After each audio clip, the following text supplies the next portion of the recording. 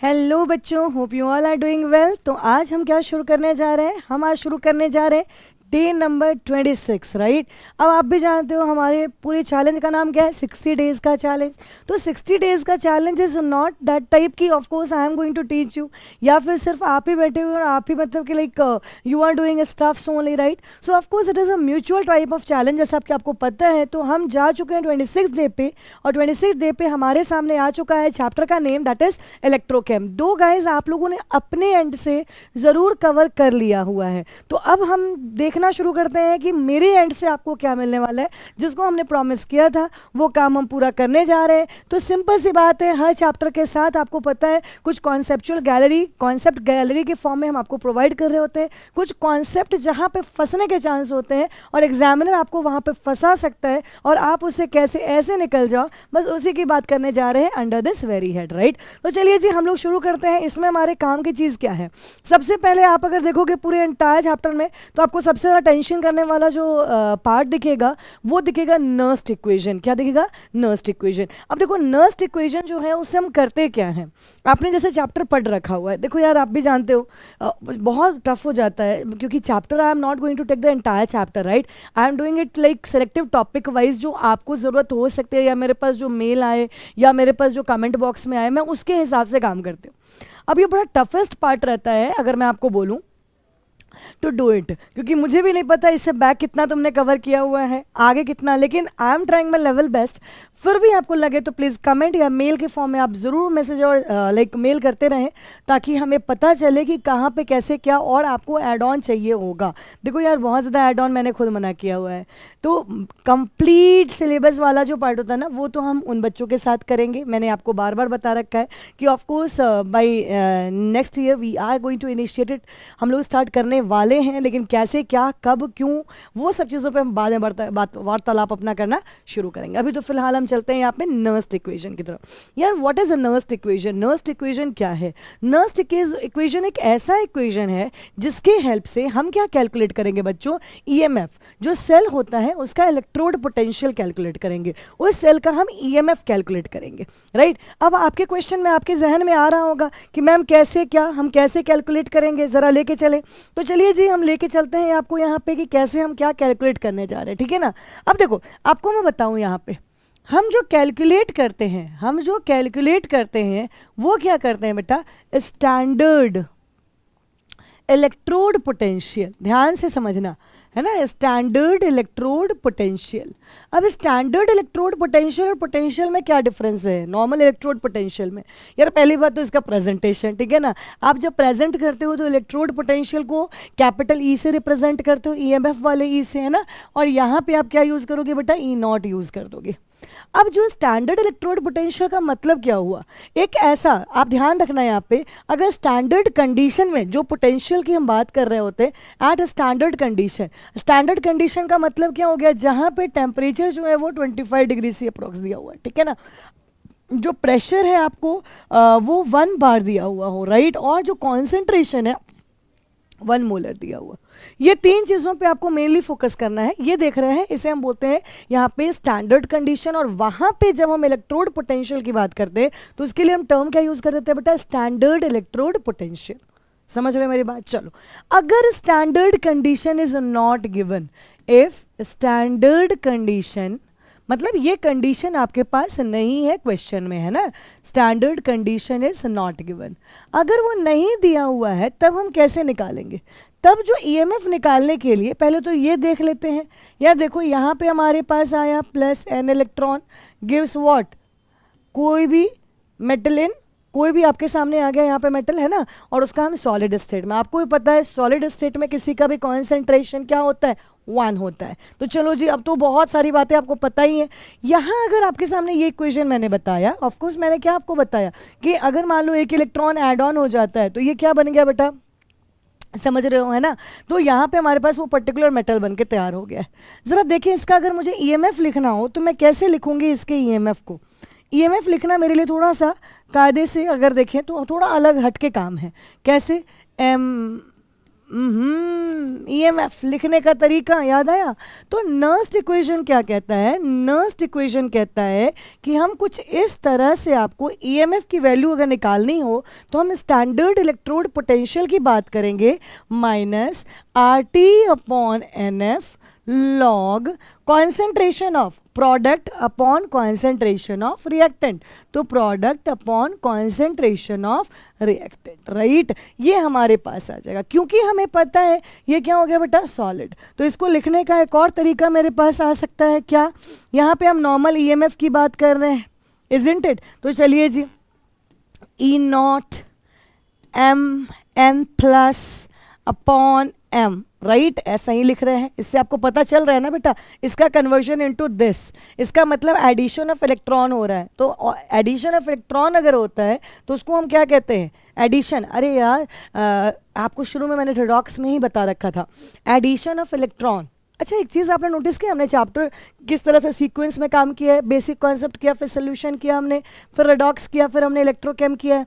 तो जाहिर सी बात है ये सीक्वेंस का मतलब आप समझ रहे होंगे। तो रेडॉक्स बोला ना, तो रिडक्शन ऑक्सीडेशन की बात करते हैं, इजंट इट। तो अगर हम एडिशन ऑफ इलेक्ट्रॉन बोलेंगे तो उसके लिए हम टर्म क्या यूज़ करेंगे, रिडक्शन। तो वहाँ जो पोटेंशियल होगा उसको भी क्या कहने वाले हो, रिडक्शन पोटेंशियल। तो सिंपल सी बात है, यहाँ से हम आ गए, यहाँ से हमारे पास ज़्यादा कुछ नहीं, हमारे पास लॉग की बात करी हुई है, ठीक है ना। तो आप डायरेक्टली भी लिख सकते हो या नहीं तो कोई बात नहीं है, हम यहाँ मेंशन कर देते 2.303 R T upon N F, right.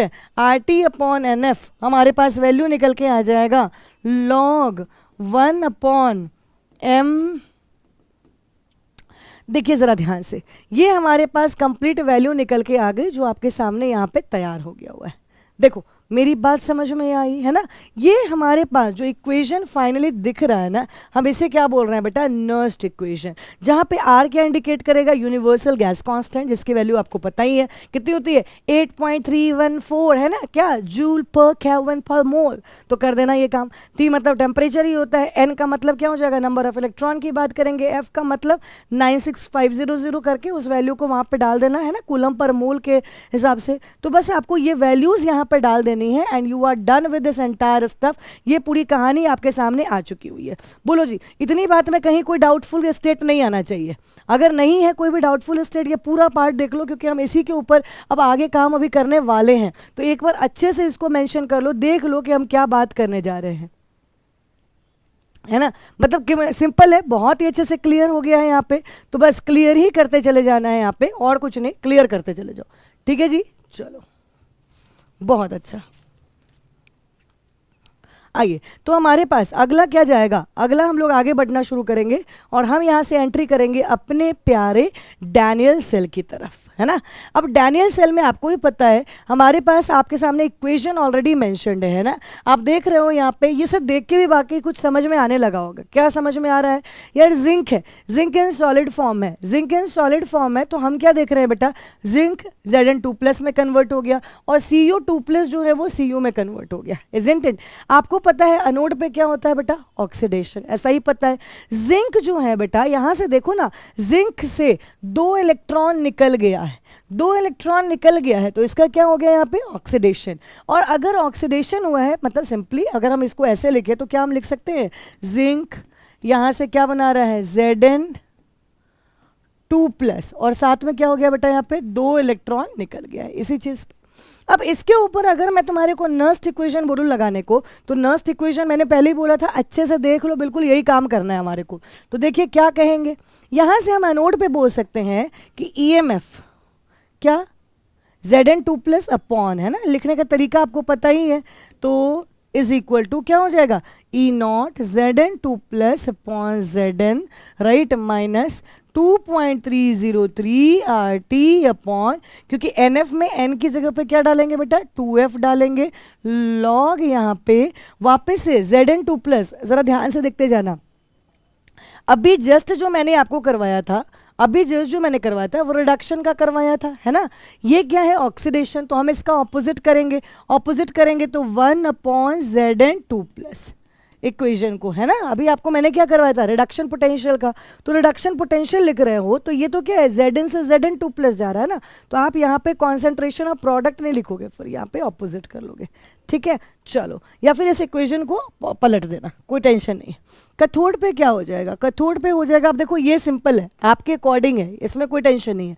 CO2 plus, अब CO2 प्लस क्या हो जाएगा बेटा, एक्वस फॉर्म में है, चलो इसको भी एक्वस डाल ही लो, इसको भी एक्वस डाल लो। CO2 plus is in aqueous form, aqueous form में है, इसमें क्या करेंगे बेटा, 2 इलेक्ट्रॉन ऐड करवाएंगे, तो क्या बन गया, copper in solid state, copper in solid state. अब चलो इसको वापस EMF निकालते हैं। EMF अगर निकालने बैठेंगे तो हमारे पास क्या हो जाएगा, Cu2 प्लस, कॉपर में हम लोगों ने डाला, इसको हम क्या कह रहे हैं बेटा, यहाँ पे E0 Cu2 plus upon copper minus what, minus same thing करेंगे 2.303 RT अपॉन NF, NF मतलब 2, इस बार भी कॉपर में Cu2 प्लस है ना, तो 2 इलेक्ट्रॉन की जितने नंबर ऑफ इलेक्ट्रॉन होंगे उतने आपको लिखने हैं यहाँ पे लॉग। अब इस बार क्या है बेटा, देखो Cu अपॉन Cu2 प्लस, देखो अगर तुमने यहाँ जो है ना ये मेंशन क्या कर दिया है, जरा ध्यान से देखो, Zn2 प्लस से Zn आने का, लेकिन रिएक्शन कैसा बनाया है, Zn से Zn2 प्लस का, तो हमने इसीलिए वहां पे ऑपोजिटली काम करा है, ठीक है। तो घबरा मत जाना कि मैम ये क्या कर दिया, व्हाट हैपेंड नाउ, तो कुछ भी नहीं, नाउ बस काम हो गया, बस यही है नाउ, है ना। तो बस आपके सामने यहाँ पे तैयार हो चुका हुआ है। अब इससे हम क्या कह सकते हैं, अनोड पे आ गया, कैथोड पे आ गया।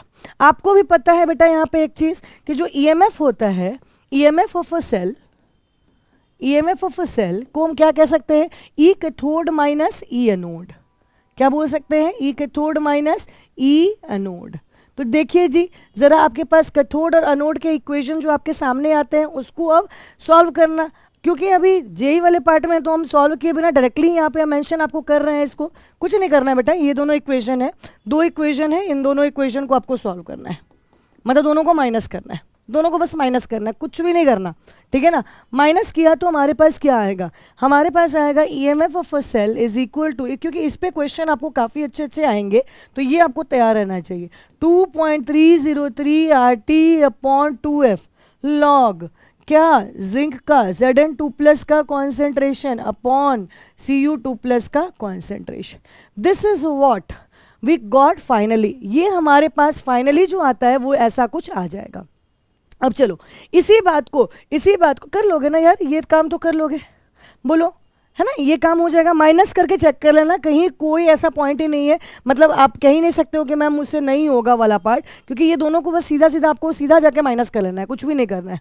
EMF of a cell E0 है, E0 है, दोनों की वैल्यूज मेंशन है, 2 माइनस माइनस करो, उसके बाद माइनस मतलब डिवाइड हो जाता है, इधर वाला तो पूरा कटा पिट्टी मचने लग जाएगा, तो यहाँ पे देखो Cu2 प्लस के साथ आ जाएगा, ठीक है।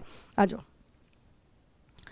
चलिए ये हमारे पास डन डनाडन हो गया। इसी को अगर हम जनरल फॉर्म में लिखेंगे तो क्या हम ऐसा मेंशन कर सकते हैं, जो मैंने आपके सामने अभी मेंशन करके दिखला ही दिया, राइट। जनरल फॉर्म में अगर मैं लिखें तो हमारे पास मान लो ये एक इक्वेशन बनके तैयार हुआ। अगर EMF ऑफ अ सेल बोला जाए तो मैंने आपको क्या बोला है, EMF of a cell is equal to E0 cell minus 2.303 RT upon NF log what, log किसका कॉन्सेंट्रेशन, प्रोडक्ट वाले साइड का। तो देखो प्रोडक्ट वाले साइड का, यहाँ जो कॉफिशिएंट है इसका स्टोइकियोमेट्रिक कॉफिशिएंट वो यहाँ पे पावर में लग जाएगा, राइट। तो यहाँ पे क्या हो गया, प्रोडक्ट का कॉन्सेंट्रेशन अपॉन रिएक्टेंट का कॉन्सेंट्रेशन, करते चले जाओ, यहाँ से कुछ नहीं करना है। अब अगर ये सारी वैल्यूज को आप हाँ इक्वेट कर लोगे तो एक ये भी तरीका है रिप्रेजेंट करने का, ईजी के लिए बेसिकली क्वेश्चंस को ट्राई करना कि आपके सामने कुछ ऐसे बन जाया करे, ठीक है ना, बन जाया करे, बस ये काम आपके पास हो जाना चाहिए। 0.0591 अपॉन n करके आप इसको मेंशन कर सकते हो, बोलो कर जाओगे, ये काम हो जाएगा। बेसिक तरीका है, देखो मैंने जो आपको फॉर्मूला बताया वही चीज आपके सामने मेंशन रहेगा, कोई टेंशन तो नहीं है, कोई टेंशन तो नहीं है। चलिए तो क्या हम अभी जो हमने मेंशन करा था यहाँ पे एक इक्वेशन जो हमने ये मेंशन करा था, क्या मैं इसको भी वापस 0.0591 के टर्म में लेके आ जाऊँ, तो चलो लेके आते हैं यहाँ पे। तो यही चीज़ अगर हमसे बोला जाए डैनियल सेल के लिए तो हम क्या लिखेंगे बेटा, EMF of a cell is equal to E0 cell minus what, minus 0.0591 upon 2 electron ना, 2 लॉग क्या कॉन्सेंट्रेशन लेंगे बेटा, Zn2 प्लस का कॉन्सेंट्रेशन अपॉन Cu2 प्लस का कॉन्सेंट्रेशन, यस और no, done. In this way we are done with this entire concept जो Nernst equation का होता है। अब इसको यूज हम कहाँ करते हैं, नर्स्ट इक्वेशन है यार, नर्स्ट इक्वेशन को यूज कहाँ करोगे, तो नष्ट ही कर देगा, इतना नष्ट वाला इक्वेशन है ना, सीधा नष्ट ही करता है। चलो सबसे पहला काम हम क्या करेंगे यहाँ पे, इलेक्ट्रोड पोटेंशियल के लिए, तो इलेक्ट्रोड पोटेंशियल बोलेगा तो कुछ और थोड़ी करना है, जैसे मान लो मेरे पास आ गया यहाँ पे an electron gives what am in solid state, right. तो इलेक्ट्रोड पोटेंशियल निकालने का फॉर्मूला आपको पहले ही मैंने जस्ट तो इधर पहले बताया है, तो E naught M N plus upon M, कौन सा है, रिडक्शन या ऑक्सीडेशन, चलो बहुत अच्छा रिडक्शन है, right. Minus 0.0591 upon what, upon N, number of electron की बात कर रहे हैं, लॉग, अब यहाँ पे क्या हो जाएगा, मेटल का इसका concentration upon M N plus. अब थोड़े समझदार आप हो चुके हो, बड़े भी बच्चे हो चुके हो, तो चलो यार इसकी वैल्यू 1 डाल दिया करोगे, बस इसी पे आपको न्यूमेरिकल्स आने वाले हैं, इसी पे क्वेश्चंस आएगा जिसको आपको कवर करते चले जाना है। इन सब में कोई दो बात नहीं होना चाहिए कि मैम मुझे आया नहीं आया, मुझसे नहीं होगा यार, सब होगा, क्योंकि डायरेक्ट फॉर्मूला लगाना है और आपको आंसर पाना है, इसमें तो कुछ टेंशन नहीं लेना है। चलो आते हैं दूसरा, यार शी याद है, शी स्टैंडर्ड हाइड्रोजन इलेक्ट्रोड, मेरे पास एक बच्चे का आया हुआ है स्टैंडर्ड हाइड्रोजन इलेक्ट्रोड के अंदर, उसने मेरे को बोला भी हुआ था थोड़ा, तो मैंने कहा चलो इसको थोड़ा इलाबोरेट हो मैं बताने की कोशिश करती हूँ मैं, अगर यहाँ से आ जाता है समझ तब तो वेल एंड फाइन, फिर तो कोई टेंशन नहीं है। दूसरा क्या है इसका फंक्शन नर्स्ट इक्वेशन का बेटा, टू कैलकुलेट इलेक्ट्रोड पोटेंशियल, किसका, शी का, hydrogen electrode, standard hydrogen electrode हमने पढ़ा हुआ ना, बस वही काम आ जाओ यहाँ पे। देखो अब हम इक्वेशन यहाँ पे मेंशन करते हैं, H plus electron gives what H2, तो ये तो 2, तो 2 यहाँ पर भी लग गया। हमने क्या पढ़ा है अकॉर्डिंग टू नर्स्ट, नर्स्ट के अकॉर्डिंग क्या पढ़ा है हमने, EMF of a cell is equal to E naught cell minus 0.0591 upon N की जगह पे यहाँ पे क्या डालेंगे बेटा, 2 डाल देंगे, राइट, लॉग। अच्छा जी, ये हाइड्रोजन है तो ये कौन से फॉर्म में होगा, गैसियस फॉर्म में होगा, तो इसका क्या डलाएगा बेटा यहाँ पे, प्रेशर, और ये H प्लस आयन के फॉर्म में है तो इसका क्या डलाएगा बेटा, कॉन्सेंट्रेशन। तो लॉग यहाँ पे हम क्या डालेंगे, pressure of hydrogen upon H plus ion का कॉन्सेंट्रेशन, कॉफिशिएंट को आप स्क्वायर में डाल लोगे, ठीक है ना जी। चलिए अच्छा, ये कैसा इलेक्ट्रोड है, हाइड्रोजन, तो आपको पता है इसकी वैल्यू यहाँ पे कितनी हो गई बेटा, 0 हो गई। तो मेरे पास EMF की वैल्यू फाइनली क्या निकाल दिया, क्या नष्ट ने हमें नष्ट होने से बचा लिया, तो बिल्कुल बचा लिया, हमारे पास आ चुका हुआ है यहाँ पे अपॉन H प्लस आयन का कॉन्सेंट्रेशन, यस और नो हो जाएगा। चलिए अब अगर मैंने आपको प्रेशर जो है यहाँ पे स्टैंडर्ड दे दिया, मतलब प्रेशर की वैल्यू मैंने आपके सामने डाल दी, क्या कि 1 atm हो गया, ठीक है ना। अगर 1 atm प्रेशर है तो बड़े आसानी से EMF ऑफ अ सेल लेते हैं, ठीक है ना। तो EMF ऑफ अ सेल में हम लेने जा रहे हैं, थोड़ा ध्यान से देखो सीखा है अभी, थोड़ी देर पहले ही हम लोगों ने काम इस पे किया था, 059/2 ले लिया, ठीक है ना। अब यहाँ पे log बेस 10 हाइड्रोजन का क्या हो जाएगा, pressure 1 atm, if pressure is equal to 1 atm हमने ले लिया, मतलब थोड़ा स्टैंडर्ड काम है, ये स्टैंडर्ड इलेक्ट्रोड है, स्टैंडर्ड E नॉट की वैल्यू 0 डाली, राइट। तो यहाँ पे क्या हो जाएगा हमारे पास, H प्लस आयन का कॉन्सेंट्रेशन का स्क्वायर, राइट। चलिए जी, अब यहाँ पे हमारे पास क्या आ गया, यहाँ से क्या आ गया, नाउ नॉर्मल EMF की बात करते हैं, तो EMF जो है ना बेटा अपॉन H2 माइनस 0.0591 है ना, अपॉन 2 लॉग बेस 10, तो आपको पता है यहाँ पे ये ऊपर जाएगा 1 अपॉन H प्लस आयन का कॉन्सेंट्रेशन है माइनस, तो ये 2 ऊपर 2 जाएगा तो मल्टीप्लाई कट जाएगा, तो ये बाहर आ जाएगा ना, ये बाहर आ गया 2 है ना, तो 2 कैंसिल हो जाएगा, मेरे पास कितना हो गया 0591 यहाँ पे आना है, राइट, लॉग बेस 10 और क्या बोल दोगे H plus ion, isn't it. तो इस तरह से तुम्हारे पास ये तैयार हुआ, लो जी ये हमारे पास तैयार। अच्छा माइनस यहाँ से हटेगा, माइनस यहाँ से हटेगा, हट जाएगा ना भाई, -2 हो गया ना, H प्लस आयन ऊपर करेंगे तो ये -2 हो जाएगा, माइनस बाहर आया तो यहाँ पे माइनस माइनस प्लस 2 × 2 कर देंगे तो 2 कैंसिल हो जाएगा। अरे भैया मैं ये बता रही हूँ, देखो -0.0 कर ही लेते हैं यार, इतनी देर बात करेंगे ना, उससे बेहतर हम ये काम कर ही ले। log base 10 h plus N का -2। अब log 10 इसका मतलब वैल्यू क्या हो जाता है, -2 into -0.0591 upon 2 into log base 10 h plus ion का कॉन्सेंट्रेशन। अब यहाँ से आपके सामने वापस ही आ गया था। तो H प्लस और H2 इसका मतलब क्या हुआ गया बेटा, यहाँ पे हमने इलेक्ट्रॉन ऐड किया है और इलेक्ट्रॉन के एडिशन को क्या कहते हैं, रिडक्शन। तो रिडक्शन पोटेंशियल आपके पास कैसा आ गया बेटा, पॉजिटिव में। ये आपके पास ऑब्जेक्टिव में धड़ाधड़ डायरेक्ट भी आ सकता है। ये आपके पास क्या हो गया बेटा, यहाँ पे रिडक्शन पोटेंशियल, ये पॉजिटिव। अगर यही चीज़ हम आपसे बात करेंगे ऑक्सीडेशन के टर्म में तो माइनस लगा दोगे, और क्या। इसका मतलब है अगर मैंने तुम्हारे को यहाँ पे क्या लिख दिया, H2 अपॉन H प्लस, तो निकल के क्या आ जाएगा, 0.0 minus 0.0591 log base 10 H plus ion का कॉन्सेंट्रेशन, ये आ जाएगा तुम्हारे पास। गरीबी of space and you can find, see you can see क्या मैंने किया है, मैंने कुछ नहीं किया है, वही H प्लस H2 क्या था, H2 H प्लस कर दिया, ये EMF ही निकला है। ठीक है, ठीक है जी। तो इस तरह से हम लोग कह सकते हैं क्या, हमने इलेक्ट्रोड निकाला, पोटेंशियल की बात कर दी, किसके लिए बेटा, स्टैंडर्ड हाइड्रोजन इलेक्ट्रोड के लिए हम लोगों ने बात कर लिया। तीसरा तो कॉमन सा है, मतलब वही आपके सामने जब ईएमएफ निकालना है तो ई कैथोड माइनस ई एनोड कर दोगे, तुम्हारा काम डंडनाडन हो जाएगा। चलो जी, ये सारे काम होने के बाद अब हम कहाँ चल रहे हैं, हम अब न्यूमेरिकल्स हम नहीं कर पा रहे हैं, पता नहीं क्यों कैसे, क्योंकि आपको भी पता है यहाँ पे हमारे पास टाइम उतना परमिट नहीं कर रहा है। हम डायरेक्टली एंटर कर रहे हैं सारे कॉन्सेप्ट। मैंने क्या लिखा है शुरू में, कॉन्सेप्ट की गैलरी। इसका मतलब है हम कॉन्सेप्चुअल पार्ट को क्लियर करने के लिए वापस यहाँ आते हैं। होता है वेल एंड फाइन, नहीं होता है तो मुझे बताओ ताकि और अच्छे से किया जाए, और हो जाता है तो थैंक यू या कमेंट करना मत भूला करो, ये सब तुम्हारा परम धर्म है। ठीक है, इसमें एक चीज़ मैं आपको कांस्टेंट कराने से पहले ना एक चीज़ यहाँ पे करवा दूँ, कुछ छोटी छोटी चीज़ें जो आती हैं आपके सामने। अगर मैं आपसे बोलूँ यहाँ पे कुछ नोट पॉइंट्स वगैरह टाइप में कह लो, या एक्स्ट्रा स्पेशल पॉइंट्स के फॉर्म में, वो मेंशन कर लेना यहाँ से, जो कि आपको डायरेक्ट आने के चांसेस है। स्पेशल पॉइंट्स है ना, स्पेशल पॉइंट बोलो या फिर नोट पॉइंट बोलो, बहुत आराम से आता है। ठीक है ना, तो इलेक्ट्रोड पोटेंशियल, देखो ये ना लैंग्वेज से पहले ना मैं तुम्हें थोड़ा इसका समझाती हूँ कि मैं लिख क्या रही हूँ, है ना। देखो अगर से फॉर एग्जाम्पल मेरे पास आया यहाँ पे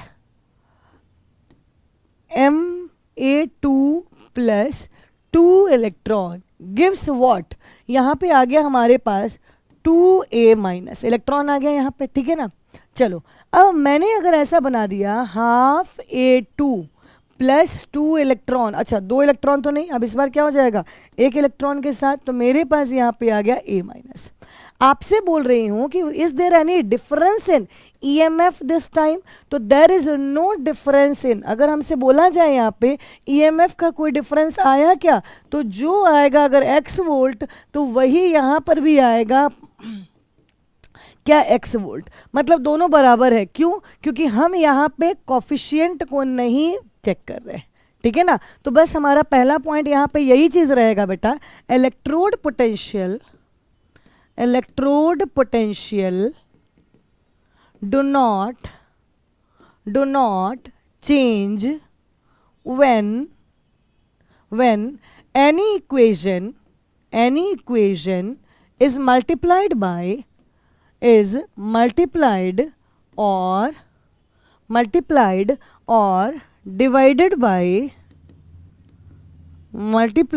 or divided by what, coefficient, कोई भी कोफिशिएंट की बात कर रहा है। ठीक है ना, चलो ये हो गई हमारी पहली बात। जो इलेक्ट्रोड है, देखो जो इलेक्ट्रोड की पोटेंशियल है, जो हमने यहाँ पे EMF की बात करी है, जो हम बात कर रहे हैं यहाँ पे पोटेंशियल की, तो इलेक्ट्रोड की जो पोटेंशियल है ये कभी भी किस पे डिपेंड करती है, सिर्फ और सिर्फ कॉन्सेंट्रेशन ऑफ सोल्यूशन पे। राइट, तो आ जाइए यहाँ पे, इलेक्ट्रोड पोटेंशियल किस पे डिपेंड करता है, दो पार्ट में हम डिवाइड करेंगे, डिपेंड्स, नॉट डिपेंड्स। अगर हम डिपेंड्स की बात करेंगे, किन चीजों पर डिपेंड करेगा, तो मैंने अभी जस्ट आपको बताया कॉन्सेंट्रेशन ऑफ सोल्यूशन। और अगर आपसे बोला जाए ये डिपेंड किस पे नहीं करता है, साइज ऑफ इलेक्ट्रोड, किस साइज का इलेक्ट्रोड लिया है यार, है ना, क्या डिपेंड करेगा इस पे, कुछ मतलब ही नहीं बनता है। अमाउंट ऑफ सोल्यूशन नहीं करेगा, है ना, अमाउंट ऑफ सोल्यूशन पे नहीं करेगा, लेकिन किस पे कर रहा है बेटा, कर रहा है तो कॉन्सेंट्रेशन ऑफ सोल्यूशन पे कर रहा है। अच्छा, एक और आप थर्मो में पढ़ते हो बेटा, extensive and intensive property, right, जो कि अमाउंट ऑफ सब्सटेंस के रेस्पेक्ट में हम बात करते हैं, इजंट इट। तो ये कैसा हो जाएगा, of course intensive property, intensive property, isn't it. ये छोटा सा काम आपने कर लिया, then only now we can enter further into the next concept, जो हमारा क्या है, इक्विलिब्रियम कांस्टेंट। हम किसके लिए निकालने जा रहे हैं बेटा, हम नर्स्ट इक्वेशन के लिए निकालने जा रहे हैं। चलो यार, नर्स्ट इक्वेशन, इक्विलिब्रियम कांस्टेंट तो समझ गए, के की वैल्यू निकालनी है। यार निकालनी कैसे है, कर क्या रहे हैं हम लोग, तो अब देखो जरा समझते हैं इस चीज को, कुछ ऐसे। फिर वापस क्या ले लेते हैं, डैनियल सेल। डैनियल सेल आपको पता है Zn2+ वाला और कॉपर आयन वाला, बहुत अच्छा, ठीक है ना। तो आपको पता ये भी है वहां पे कि एक साइड में जिंक आयन वाला पार्ट रहेगा, तो जिंक आयन जो रहेगा वो किस साइड में है, एनोड वाले साइड में, है ना। और अगर हम कैथोड वाले साइड में बोलते हैं तो वहां क्या है, कॉपर है, राइट, यही चीज हम बोल रहे होते हैं। तो चलिए जी हम जरा देखते हैं यहाँ पे क्या हुआ। देखो, जब एक डैनियल सेल की हम बात कर रहे हैं तो हम डैनियल सेल थोड़ा बनाते हैं पहले, कि हमने क्या बात करा, डैनियल सेल में है क्या, ठीक है ना। हमने जिंक यहाँ पे लिया, हमने यहाँ पे कॉपर की बात करी, ठीक है ना। जरा देखना, अब यहाँ पे जिंक से हम क्या बात कर रहे हैं बेटा, बेटा बेटा बेटा बेटा बेटा जिंक से हम क्या बात कर रहे हैं कि यहाँ पे Zn2+ बन रहा है, देखो। और C यहाँ जो है ना, कॉपर सल्फेट सोल्यूशन है, तो Cu2+ जो बन रहा है वो यहाँ जाता जा रहा है। कैसे होता है ये पूरा, बहुत ही तगड़ा कॉन्सेप्ट है बेटा, ये पूरा सेल का कॉन्सेप्ट जो रहेगा ना, ये काफ़ी तगड़ा कॉन्सेप्ट है। तो यहाँ से जो 2 इलेक्ट्रॉन निकला ना, वो 2 इलेक्ट्रॉन कहाँ चला गया, यहाँ पे जा रहा है, राइट। ये जरा ध्यान देते रहे ना, यहाँ पे अगर मैं यहाँ पे सेल बना देती तो इसके ऑपोजिट डायरेक्शन में करंट का फ्लो हो रहा होता, ये भी बात आपको क्रिस्टल क्लियर होनी चाहिए। आ जाओ, अब शुरू में क्या होगा, शुरू में यहाँ पे क्या होगा, अब देखो Zn2+ का कॉन्सेंट्रेशन क्या होगा बेटा, बढ़ेगा, है ना। और यहाँ पे Cu2+, क्योंकि वो किस में कन्वर्ट हो रहा है बेटा, कॉपर, उधर से 2 इलेक्ट्रॉन उसको मिल रहा है, तो Cu2+ किस में कन्वर्ट होता जा रहा है, कॉपर में कन्वर्ट होता जा रहा है। तो Cu2+ का कॉन्सेंट्रेशन जो है वो घटता जा रहा है, किस में, सोल्यूशन में। लेकिन Zn2+ क्या हो रहा है बेटा, यहाँ से इलेक्ट्रॉन जा रहा है तो जिंक किस में कन्वर्ट होता जा रहा है, Zn2+ में कन्वर्ट होता जा रहा है। चलो ये सब का, अब ये तो शुरू हुआ, लेकिन धीरे धीरे क्या होगा, एक ऐसा टाइम आएगा कि अब कोई भी इलेक्ट्रॉन का फ्लो इसमें नहीं होगा। इसका मतलब है जो हमारा जिंक आयन का कॉन्सेंट्रेशन है और जो इसका कॉन्सेंट्रेशन है, ये दोनों क्या होंगे यहाँ पे, at equilibrium. Concentration of zinc ion जो है वो भी कांस्टेंट हो जाएगा, और जो कॉपर आयन है इसका भी कॉन्सेंट्रेशन यहाँ पे कांस्टेंट हो जाएगा। कब बेटा, इक्विलिब्रियम के अंदर कांस्टेंट हो जाएगा। बाकी तो फिर नष्ट आ जाएगा, नष्ट करने, ठीक है। तो चलो, नष्ट इक्वेशन क्या कहता है, EMF of a cell is equal to what, E0 cell.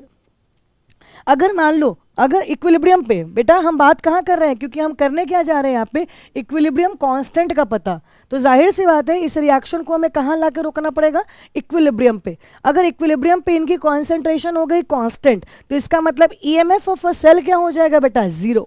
EMF of a cell क्या हो जाएगा बेटा, यहाँ से 0। तो E0 सेल हमारे पास रहेगा -0.0591/2। 2 क्यों आएगा वो सब पता है आपको, लॉग क्या बोल देंगे बेटा, Zn2+, ये सब हमने कर लिया था, कॉपर आयन, ठीक है ना। चलिए, अगर यहाँ से हमने बोला कि EMF ऑफ अ सेल 0 हो गया, तो बाकी तो एज इट इज रह जाएगा, एज इट इज रह जाएगा। तो क्या मैं इसको यहां से मेंशन कर सकती हूं, E0 cell is equal to 0.0591/2 log Zn2+ का कॉन्सेंट्रेशन अपॉन Cu2+ का कॉन्सेंट्रेशन। यस और नो, यस और नो, सेम चीजें हैं, हमने कुछ नहीं किया है, हमने EMF ऑफ अ सेल को 0 कर दिया है और उसके बाद बनाया है। यार एक बात बताओ, ये क्या आ गया बेटा, यहाँ पे प्रोडक्ट का कॉन्सेंट्रेशन अपॉन क्या आ गया, रिएक्टेंट का कॉन्सेंट्रेशन, और इसी को तो हम पढ़ते थे क्या, Kc। तो E0 cell is equal to 0.0591/2 log base 10 Kc। लीजिए, ये हमारे पास बन के तैयार हो गया। तो यहाँ तो आपने 2 बोल दिया क्योंकि जिंक है ना, कॉपर की बात करी हुई है। अगर कुछ नहीं तो आपका इसी इक्वेशन में ज़्यादा कुछ नहीं, इस जगह पे आपको बस एन डाल देना है, बाकी ये इक्वेशन तैयार है। न्यूमेरिकल्स इससे आपको धुआंधार तरीके से पूछा जाएगा। एक बार चेक कर लो कोई ऐसी चीज़ जो तुमको नहीं समझ में आई हो। देखो तुम्हारा है, पूरा बोर्ड तुम्हारा है, मज़े में चेक कर लो कि कोई ऐसी बात मेरी समझ रहे हो यार। जब ये रिएक्शन होना शुरू होगा इसका मतलब क्या होगा, जो जिंक है ये कहाँ पे हम बात कर रहे हैं, अनोड पे बात कर रहे हैं। ये कहाँ पे हम बात कर रहे हैं, कैथोड पे बात कर रहे हैं, ठीक है ना। अनोड पे क्या हो रहा है, अनोड पे यहाँ से इलेक्ट्रॉन निकल रहा है, इसकी वजह से ये जो इलेक्ट्रोड है ये क्या हो रहा है बेटा, यहाँ से Zn2+ में कन्वर्ट होता जा रहा है। तो कॉन्सेंट्रेशन सोल्यूशन में इसका बढ़ रहा है। यहाँ क्या हुआ, 2 इलेक्ट्रॉन मिलते के साथ जो कॉपर था ना वो किस में, देखो यहाँ पे कॉपर, यहाँ पे Cu2+ से क्या बनता जा रहा है बेटा, कॉपर उतना ज़्यादा बनता जा रहा है क्योंकि उसको इलेक्ट्रॉन खींच रहा है। Cu2+ इलेक्ट्रॉन ले लेके और क्या बनाता जा रहा है, और कॉपर, है ना, ऐसी बात कर रहे हैं। इससे क्या हो गया, धीरे धीरे अब इसका कॉन्सेंट्रेशन घटेगा क्योंकि सब कॉपर बनता जा रहा है। यहाँ पे क्या हो रहा है बेटा, यहाँ जिंक का कॉन्सेंट्रेशन घट रहा है या बढ़ रहा है, घट रहा है। किसका कॉन्सेंट्रेशन बढ़ रहा है, Zn2+ का कॉन्सेंट्रेशन बढ़ रहा है। बस बाकी इक्विलिब्रियम पे, लेकिन एक टाइम तो ऐसा आएगा दोनों कांस्टेंट मतलब उस टाइम में हम लोगों ने निकाल दिया, हमारा काम डन डनाडन हो गया है। बोलो कर जाओगे ये काम। तो इस तरह से हमारा ये कॉन्सेप्ट यहाँ से डन डनाडन हो गया, ठीक है। चलिए, तो ये हमारा द एंड का कॉन्सेप्ट हो गया। एक कॉन्सेप्ट मैंने नर्स्ट इक्वेशन का दिया है आपको।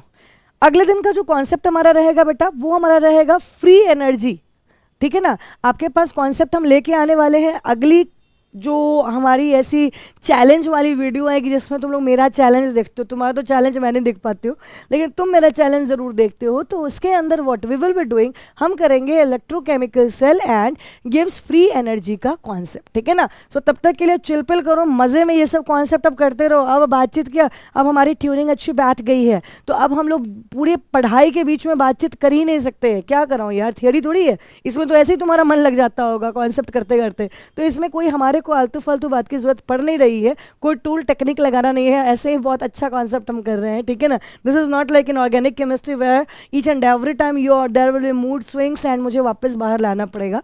तो जाहिर सी बात है, मूड भी अच्छा है तुम लोगों का, है ना, मौका है, दस्तूर है, सब कुछ ही है, तो हम क्यों ना इस पर काम करें।